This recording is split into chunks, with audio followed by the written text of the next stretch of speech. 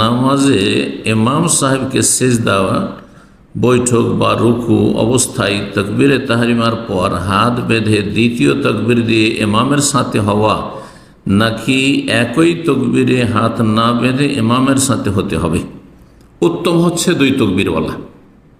প্রথমে যখন আপনি প্রবেশ করছেন সলাতে আর ইমাম শুরু করে দিয়েছে, যে কোনো জায়গায় থাক সলাতের, তো একটি হচ্ছে তাকবীরে তাহরিমা।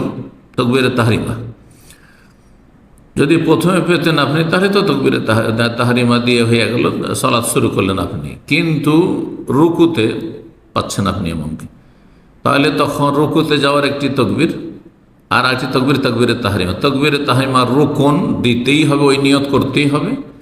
আর তাকবীরাতুল ইন্তেকাল মানে কিয়াম থেকে, দাঁড়ানো থেকে রুকুতে যে আপনি স্থানান্তরিত হচ্ছেন, তার জন্য যে তাকবীরটি সেটি ওয়াজিব, সেটিও দেবেন। দুটি তাকবীর দিলে বেশি উত্তম। আল্লাহু আকবার, তারপরে আল্লাহু আকবার। হাত বাঁধেন আর না বাঁধেন, হাত বাঁধা না বাঁধা কোনো সমস্যা নেই।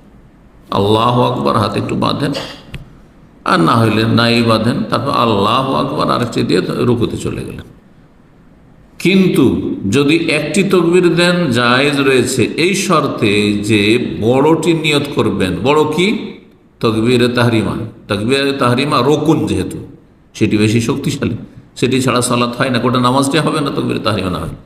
আর রুকুতে যাওয়ার তাকবীর ওয়াজিব, সেই ঘাটতি ক্ষেত্রে অনেক ছাড় আছে, সহজে দিয়ে পূরণ করা যায়।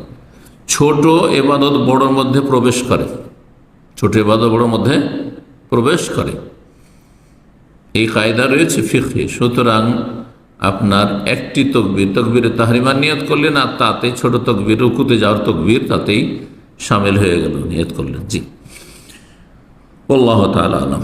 এক কথায় এক তাকবীর যথেষ্ট, কিন্তু আপনাকে তাকবীরে তাহরিমার নিয়ত করতে হবে। জি।